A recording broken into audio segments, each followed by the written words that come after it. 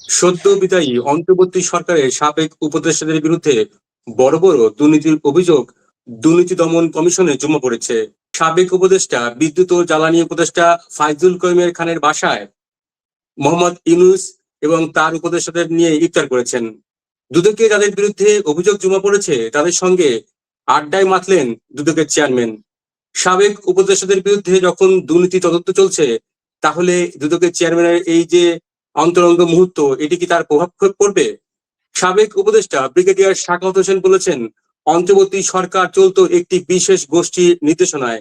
কারা সেই বিশেষ গোষ্ঠী? এসব প্রশ্নের উত্তর খুঁজবো আজ। আর আমাদের সঙ্গে যুক্ত আছেন সিনিয়র সাংবাদিক আশরাফ মাহমুদ। ভাই, আপনাকে স্বাগত জানাচ্ছি এবং কৃতজ্ঞতা প্রকাশ করছি আপনি সময় দিয়েছেন। আপনাকে ধন্যবাদ এবং সেই সঙ্গে আপনার মাধ্যমে আপনার দর্শকদেরও ধন্যবাদ। আপনি নিশ্চয়ই জেনেছেন এবং গণমাধ্যমে খবর এসছে যে সাবেক উপদেষ্টা ব্রিগেডিয়ার সাখাওয়াত হোসেন বলেছেন যে অন্তর্বর্তী সরকার চলতে একটি বিশেষ গোষ্ঠীর নির্দেশনায়। এই যে কিচেন ক্যাবিনেট থাকার কারণ কি ছিল আসলে? এতে কারা লাভবান হয়েছে? কিন্তু এই বিশেষ গোষ্ঠীটি আসলে কিভাবে, কেন এত শক্তিশালী হয়ে উঠলো, আপনার বিশ্লেষণ শুনতে চাইবো। ধন্যবাদ আবারও আপনাকে। আমি শুধু একটাই কথা বলবো, এটার উপরে আজ সকালেই আমি একটা পোস্ট দিয়েছি এবং সেখানে আমার যে বক্তব্যগুলো সেটা দিয়েছি। তবু আপনার দর্শকদের সুবিধার্থে আমি বলার চেষ্টা করছি যে প্রথমে এই খবরটা দেখে আমি গতকালকেই দেখলাম যে চ্যানেল আই এবং কালের কণ্ঠ এইটা রিপোর্ট করেছে ব্রিগেডিয়ার সাখাওয়াতের ইন্টারভিউ, এবং তাকে আমি কথাও বলতে শুনলাম। আচ্ছা, যাই হোক, তো উনি যে কথাটা বললেন যে যে একটা বিশেষ কিচেন ক্যাবিনেট ওনার ছিল, তারাই মূলত সবকিছু নির্ধারণ করতো এবং ক্যাবিনেট মিটিং এ মূল সিদ্ধান্তগুলো হতো না, তারাই ওখান থেকে ঠিকঠাক। তো ফলে আমরা এতদিন যে গুঞ্জন শুনে আসছিলাম, এই ধরনের কথাবার্তা বাজারে চালু ছিল, সেটাই তিনি আবার নিজে বললেন যে এটা কথাটা ঠিক। এখন আপনি যেটা বললেন যে এটা কেন হলো, এইভাবে কেন হওয়ার একমাত্র আমি যেটা বুঝতে পারি আমার ক্ষুদ্র জ্ঞানে, যে এটার জন্য সম্পূর্ণভাবে ইউনূস সাহেব নিজে দায়ী। তার কারণ উনি যখন ক্ষমতায় নিলেন বা ক্ষমতায় আসলেন বা দায়িত্ব নিলেন, তখন সারা দেশব্যাপী, যেহেতু ওনার একটা সুনাম ছিল, উনি নোবেল পেয়েছেন, উনি সৎ মানুষ হিসেবে পরিচিত, ভালো অ্যাডমিনিস্ট্রেটর, তার কারণ অনেক গ্রামীণ ব্যাংক চালিয়েছেন, ফলে এই জিনিসগুলো উনি জানেন এবং উনি কোনো দুর্নীতির মধ্যে জড়াবেন না, এটা একটা জনমনে এই ধারণাটা ব্যাপকভাবে ছিল। কিন্তু দুঃখের বিষয়, ক্ষমতার আসার 8 দিনের মাথায় তিনি একটা স্বজনপ্রীতি করলেন। স্বজনপ্রীতিটা কি? তার আপন ছোট ভাইয়ের ছেলেকে অপূর্ব জাহাঙ্গীর, তাকে তিনি ডেপুটি প্রেস সেক্রেটারি হিসেবে নিয়োগ দিলেন, যার আমরা কোনোদিন তার নাম শুনি নাই, কিংবা সে যে এই লাইনের লোক সেটা আমরা জানি। ঠিক আছে, আমার কথা হলো যে এটা তো একটা সিরিয়াস কনফ্লিক্ট অফ ইন্টারেস্ট। আপনি আপনার, তাহলে আমরা যে শেখ হাসিনাকে নিন্দা করতাম, গালাগালি দিতাম যে সে তার আত্মীয় স্বজন, ভাই বোন টোন, নিজের ছেলে মেয়েদেরকে বিভিন্ন জায়গায় গিয়ে বসায়। তো আমি তখনই একটা পোস্ট লিখেছিলাম যে তাহলে আপনার সঙ্গে শেখ হাসিনার পার্থক্য, আমরা তো এর থেকে মুক্তি পেতে চেয়েছিলাম, এই স্বজনপ্রীতি থেকে। আচ্ছা, তারপরে ধরেন 1.5 মাস 2 মাস পরে যাওয়ার, আমরা তো প্রচন্ড ভাবে তখন সমর্থন করে তাকে লিখলাম, এবং মির্জা ফখরুল একবার বলেছিলেন যে 3 মাসের মধ্যে নির্বাচন হতে হবে। আমি ব্যক্তিগতভাবে এটা নিয়ে প্রচন্ড ভাবে ক্ষোভ প্রকাশ করে লিখেছি যে আপনাদের নির্বাচন তো দরকার, বিকজ আপনারা ক্ষমতায় যে লুটপাট করবেন সেটা এগুলো আর হবে না। আমি বলেছিলাম ওনাকে মিনিমাম 5 থেকে 6 বছর থাকতে হবে, যাতে করে দেশটা একদম ক্লিন হয়ে যায়। কিন্তু দেখেন, আমার বড় কষ্টের জায়গা এটা আর কি। আমি তার ভীষণ অনুরাগী ছিলাম, ভক্ত ছিলাম, আমি প্রচুর লেখালেখি করেছি বিদেশি পত্র পত্রিকায় ওনার পজিটিভ দিকগুলো, গ্রামীণ ব্যাংক নিয়ে, এই সমস্ত। কিন্তু 2 মাসের মাথায় আমাকে একজনে বললো যে উনি তো নির্বাহী আদেশে তার বিরুদ্ধে যত মামলা ছিল সব প্রত্যাহার করে দিয়েছে। তারপরে ওনার বিরুদ্ধে যে কর ইয়ে হয়েছিল 666, সেই কর উনি মওকুফ করেছেন নির্বাহী আদেশে। তো আমি না প্রথমে ব্যাপারটা বিশ্বাস করতে পারি। আমি চিন্তা করলাম যে উনি তো শেখ হাসিনা বা খালেদা জিয়া বা এরশাদের মতো আচরণ করতে পারেন না, উনি তো অন্য ধরনের মানুষ, উনি তো সৎ মানুষ। তো ওনার আমি লিখেছিলাম যে ওনার তো বিচার বিভাগ যে স্বাধীন, এটাকে তো প্রমাণ করতে, ফলে ওনার যেটা উচিত ছিল বা মানে ভালো মানুষ হলে যেটা হয় উচিত ছিল, তাদের বলা উচিত ছিল যে আমার বিরুদ্ধে যে মামলাগুলো হয়েছে আমি এটা বিচারিক প্রক্রিয়ার সমাধান চাই, আমি এখানে কোনো হস্তক্ষেপ করব না। বিচার বিভাগের স্বাধীনতা আমি নিশ্চিত করতে চাই, বিচারকরা যেন নির্ভয় এবং কোন রকম অনুরাগ বা বিরাগের বশবর্তী না হয়ে তারা যদি বিচার করতে পারে। তাহলে মানুষের মনে দেশের প্রতি বিচার বিভাগের প্রতি আস্থা বাড়বে। কিন্তু দেখলাম যে উনি সেই রাস্তায় গেলেন, উনি সব এগুলো করতে পারেন। তারপরে আরো জঘন্যতম ন্যাক্কারজনক যে কাজগুলো করেছে, উনি একের পর এক গ্রামীণ ব্যাংক এবং এর সংশ্লিষ্ট বিভিন্ন প্রতিষ্ঠানগুলোতে তিনি সুযোগ সুবিধা নেওয়া শুরু করলেন। আপনাদের মনে আছে ওই ট্রাম্প তখন মাত্র ক্ষমতায় আসছে, তো ট্রাম্পের কাছে কাছাকাছি যাওয়ার জন্য উনি স্টারলিংক বলে একটা ইন্টারন্যাশনাল ইন্টারনেট, সেটাতে উনি মানে ওটা বাংলাদেশে আনতে হবে। এটা কিন্তু ওনাকে কেউ বলে নাই। তিনি চিন্তা করলেন যে এই তার মাধ্যমে যদি তখন এই এলন মাস্ক খুব ট্রাম্পের ঘনিষ্ঠ ছিল, যে ওই সূত্রে যদি আমি হোয়াইট হাউসে কোন রকমের ট্রাম্পের সাথে দেখা সাক্ষাৎ করতে পারি। তো যাই হোক, কিছুদিন পর তো ট্রাম্প তো সেখান থেকে বিদায় হয়ে গেল। যেটা হলো যে এই যে স্টারলিংকের যে ইয়েটা আনলেন, এটা সব অস্বচ্ছ, কেউ জানেও না যে এর মধ্যে কি চুক্তি ছিল কি। তার চেয়েও বড় কথা, এখানে যে লোকাল এজেন্ট যারা করলো সেটা হলো গ্রামীণ টেলিকম, মানে ওনার নিজের প্রতিষ্ঠান। তো এটা তো একটা কনফ্লিক্ট অফ স্বার্থের সংঘাত, এটা করলেন। তারপরে দেখেন একে একে উনি গ্রামীণ বিশ্ববিদ্যালয়ের লাইসেন্স, গ্রামীণ ওয়ালেটের লাইসেন্স, তারপরে কি নার্সিং ইনস্টিটিউটের লাইসেন্স, তার চেয়েও বড় কথা যে উনি আদম ব্যাপারী হবেন, মানে ম্যান পাওয়ারের লাইসেন্স। আমরা জানি যে এই ম্যান পাওয়ার বা এটা একটা অত্যন্ত দুর্নীতিগ্রস্ত একটা সেক্টর। তো ওনার উচিত ছিল যে আমি এমন কাজ করব যাতে করে এই পুরো সেক্টরটা দুর্নীতিমুক্ত হয়। উনি সেদিকে না গিয়ে উনি নিজে ওইখান থেকে ভাগ বসানোর জন্য এই শুরু করলেন, আমাকে লাইসেন্স দেওয়া, এইগুলা করছেন। ফলে অচিরেই মানুষের যে আশা ছিল সে আশা ভঙ্গ হলো, যে এই লোক তো ওই রকমই লোক, নিজের স্বার্থ বুঝতে আসছে। এবং ওই তারপরে একের পর এক কাউকে না জানিয়ে উনি অমুক বন্দর বিদেশিকে দিয়ে দাও, পানগাঁও টার্মিনাল বিদেশিকে, এগুলো কিন্তু কোনো এজেন্ডা। এইগুলো আপনি বলেছেন, কিন্তু আপনার কাছ থেকে আসলে ওই জায়গাটা জানতে চাইবো যে এই যে কিচেন ক্যাবিনেট থাকার কি কারণ? আমি ব্যাকগ্রাউন্ডটা কেন দিলাম তাহলে আপনার দর্শকদের বুঝতে সুবিধা হবে। তো যখন এইগুলো উনি করতে থাকলেন, তখন তারা যে তার যারা সাঙ্গপাঙ্গ বা ওই উপদেষ্টা পরিষদের যারা ছিলেন, মানে তারা চিন্তা করলো যে এই লোককে তো যা ইচ্ছা তাই করা যাবে, এই লোককে তো তার কারণ এই লোক তো বেসিক্যালি করাপ্ট লোক, তার তো দেশের কোনো চিন্তা নাই, গভর্নেন্স নিয়ে তার কোনো ভাবনা নেই। ফলে এই সুযোগটা তারা নিয়ে তখন ওই নানান ইয়ে করে তারা এইটাকে বললো যে স্যার না, এটা করতে হবে, এটা করতে হবে। তখন তিনি তাদের হাতের পুতুল হয়ে গেলেন। এবং যেহেতু তার কোনো মোরাল স্ট্রেংথ ছিল না এটাকে মানে শক্তভাবে মোকাবেলা করা, যার জন্য ওই যে ছাত্র উপদেষ্টা যেগুলো ছিল, ওই যে আসিফ, নাহিদ, মাহফুজ, এরাও শুনলাম তখন যে নানান রকমের দুর্নীতিতে জড়িয়ে পড়েছে। এরা প্রাডো গাড়িতে চড়তে থাকলো, মানে কয়দিন আগে যারা সাইকেল, রিক্সা এবং বাসে করে চলতো তারা প্রাডো গাড়িতে চলে। তো এই জিনিসগুলা ওনার তো উচিত ছিল সব সঙ্গে সঙ্গে বলা যে এই তোমরা আমাদের বদনাম হচ্ছে কিন্তু সরকার, তোমরা কিন্তু এসবের মধ্যে যেও না। কিন্তু উনি বলতে পারলেন না একটাই কারণে, যদি বলতেন তখন ওরা বলতো যে স্যার আপনিও আখের গুছাইতে আসছেন, আমরাও গুছাই, আমরাও করি।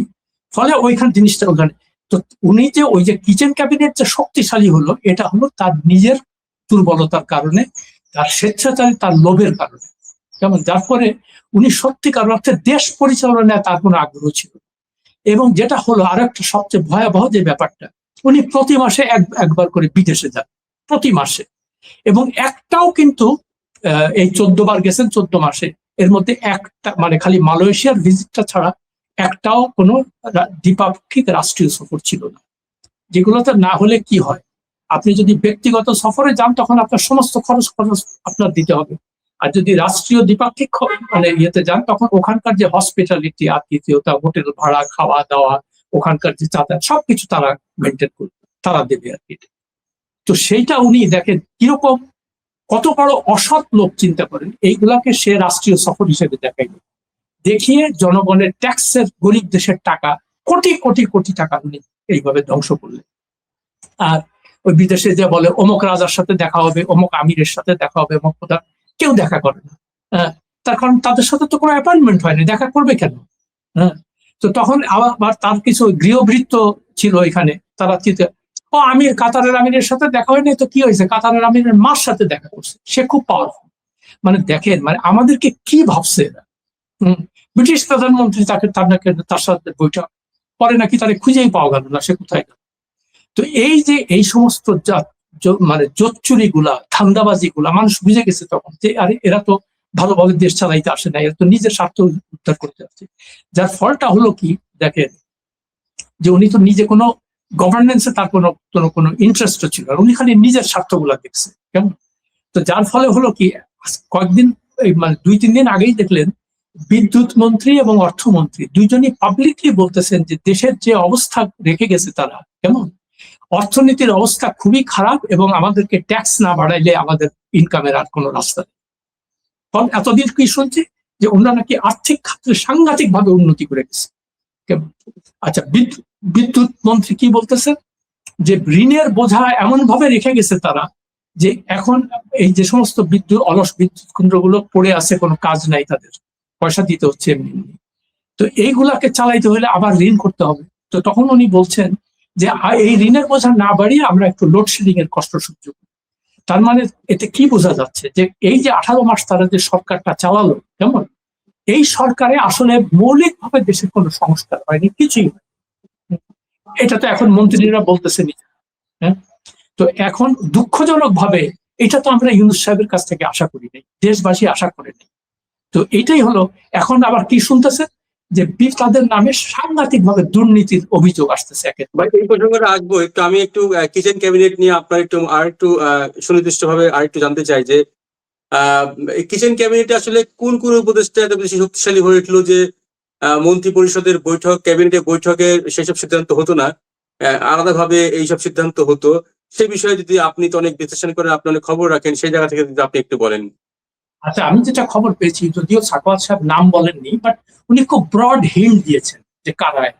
তারপরে যে নামগুলো দেখলাম, আদিলুর রহমান শুভ্র, তারপরে আসিফ নজরুল, রেজওয়ানা হাসান, আর কি আসিফ মাহমুদ, সজীব ভুইয়া, এই মাহফুজ আলম টালম, এরাই সবকিছু তখন তারা নিয়ন্ত্রণ করতে শুরু করলো। যেটা বললাম, এরা এই সুযোগটা পেল কিভাবে, পেল ওনার আপনি বলেছেন সুযোগটা পেল কিভাবে, কিন্তু আমি আপনার কাছে আর একটু জানতে চাইবো যে এই যে ক্যাবিনেট হলো, আপনি প্রথম দিকে যখন ডক্টর মোহাম্মদ ইউনূস ক্ষমতায় আসে তখন তাকে আপনি সমর্থন দিচ্ছিলেন এবং খুব ভূয়সী প্রশংসা করছেন, অত্যন্ত সৎ মানুষ হিসেবে বলেছেন একাধিকবার। আজকে 18 মাস পর সরকার বিদায় নিয়েছে, এখন তাকে সৎ মানুষ কি বলতে চাইছেন? না না, সৎ তিনি যে সৎ মানুষ না, এটা আমি আরো 1 বছর আগে বলেছি। আমি যখনই দেখলাম যে উনি নির্বাহী আদেশে তার বিরুদ্ধে মামলা তুলে নিচ্ছেন এবং একের পর এক গ্রামীণ এবং অঙ্গ প্রতিষ্ঠানগুলোর জন্য সুবিধা নিচ্ছেন, তখন তো তাকে আর সৎ বলার কোনো স্কোপ নেই, তাই না? তারপরে উনি ওই যে আরেকটা কথা, সবচেয়ে মূল্যবান কথা উনি বললেন, আমরাই বলেছিলাম এটা, যে আপনি নিজের অ্যাসেট ডিক্লেয়ার করবেন দুর্নীতি কমানোর জন্য।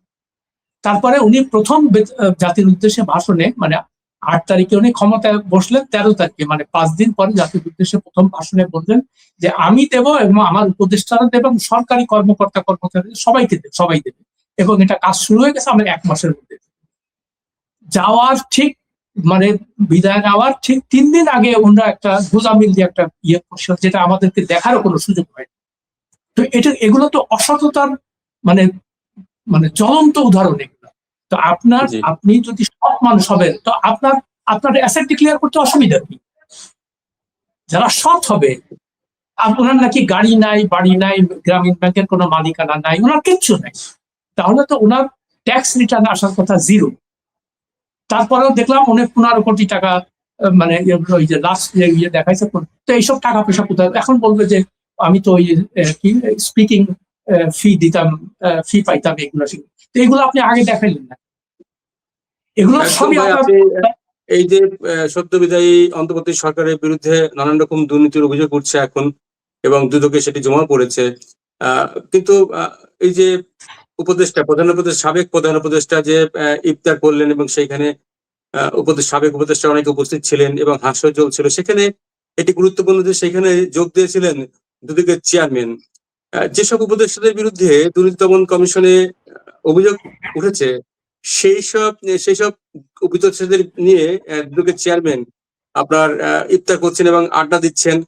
এইটা কি আসলে দুর্নীতি দমন কমিশন কি আসলে নিরপেক্ষ তদন্ত করতে পারবে এই উপদেষ্টাদের বিরুদ্ধে? আপনার কি মনে হয়? আমি এই কথাটা সত্যি কথা বলতে কি, আমি যখন খবরটা দেখলাম, আর আমি একটু বলে নেই যে মোমেন্ট কিন্তু আমার অত্যন্ত মানে সুপরিচিত, অনেকদিন থেকে আগে আমি ছাত্র জীবন থেকে চিনি। আমার মনোজ প্রদীপ, সে আমাকে আপনি আপনি বলে, আমি তাকে তুমি বলি।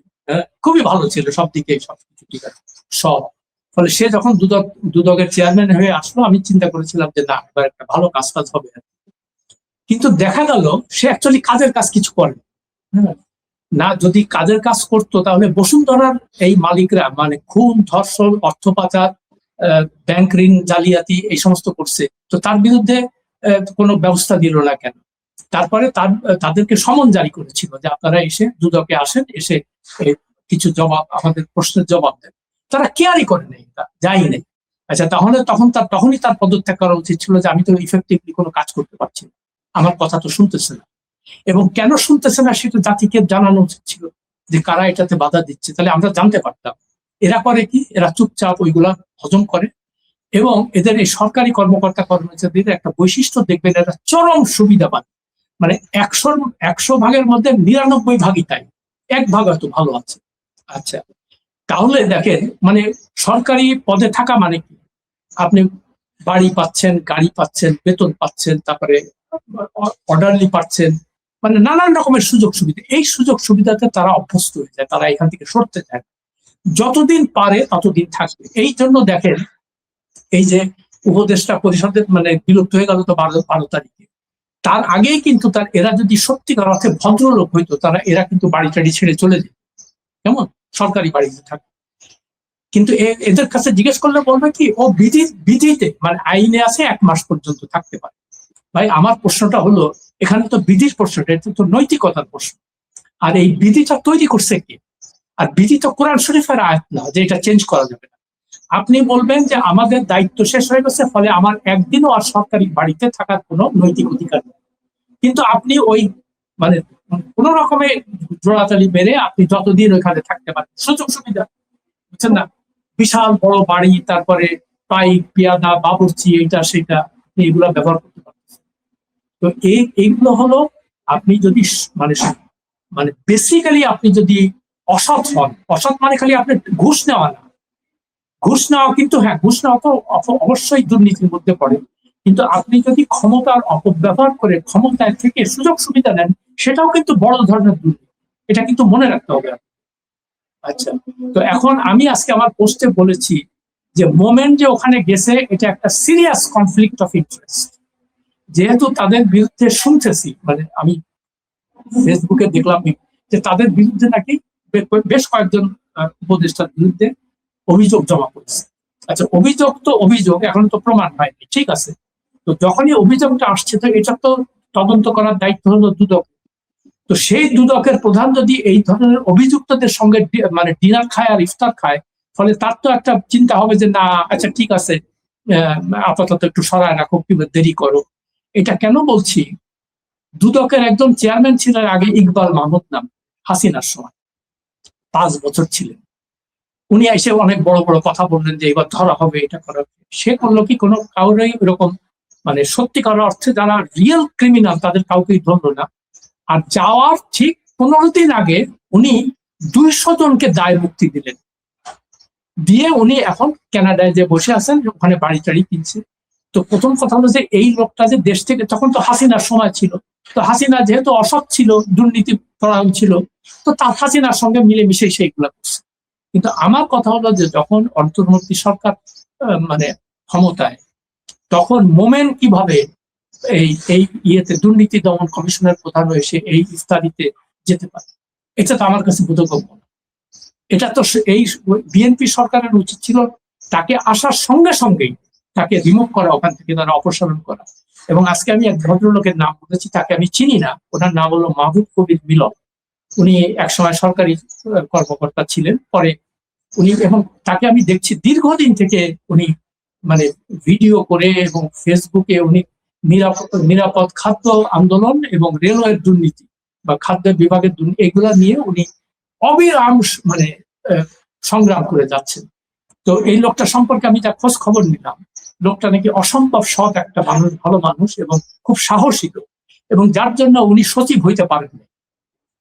তো এই যে আপনি যে বিএনপি সরকার তারেক রহমান সাহেব এসে বলছিল যে আমরা ভালোকে ভালো লোকদের আমরা প্রমোট করব, খারাপ লোকদের সরাবো, আমরা দুর্নীতি দমন।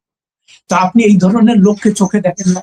আপনি কোথাকার খলিল জলিল দুলু কালু এদেরকে আনতেছেন, খুনের আসামি, এটার এগুলা কি ব্যাপার? তো স্বাভাবিকভাবে আপনার সরকারের বয়স 10 দিন হয়েছে, তাই তো? তো এখন আপনাকে তো খুব হিসাব করে চলতে হবে, মানুষের আস্থা অর্জন করতে হবে। আপনি যদি অন্যান্য আগের সরকারগুলোর মতো একই রাস্তায় হাঁটেন, তবে স্বাভাবিকভাবে আপনি আপনার জনপ্রিয়তা হারাবেন, মানুষের আস্থা হারাবেন, এবং এর পরিণতি যে ভালো হয় না সেটা তো আপনি আগের সরকারগুলো দিকে তাকিয়ে দেখেছেন। তো আমার অনুরোধ থাকবে, দেরি হয়ে যাওয়ার আগে আপনি খুব কঠোর হস্তে এগুলো দমন, দুর্নীতি দমন কমিশনের সলিড লোক আনেন, যাতে করে এবং যাতে করে আমার মানুষের মনে আস্থা হয় যে না, এরা ভালো কাজ করছে। বা আপনি দৃষ্টান্তমূলক কতগুলো উদাহরণ আমাদের সামনে আনেন যে না, তুমি অনেক বড় পাওয়ারফুল লোক, তুমি ধনী মানুষ, কিন্তু আমরা তোমাকে ধরতে পারছি। এই হচ্ছে আমার বক্তব্য। জি, অসংখ্য ধন্যবাদ আসাদ মাহমুদ ভাই আপনার এই বিশ্লেষণের জন্য। প্রিয় দর্শক, আপনারা শুনলেন সিনিয়র সাংবাদিক আসাদ মাহমুদের বিশ্লেষণ। এই বিষয়ে আপনি আপনার মন্তব্য জানাতে পারেন। আর ভিডিওটি শেয়ার করুন, লাইক দিন, সম্ভব হলে আমাদের চ্যানেলটি সাবস্ক্রাইব করুন। আর এতক্ষণ আমাদের সঙ্গে থাকার জন্য ধন্যবাদ।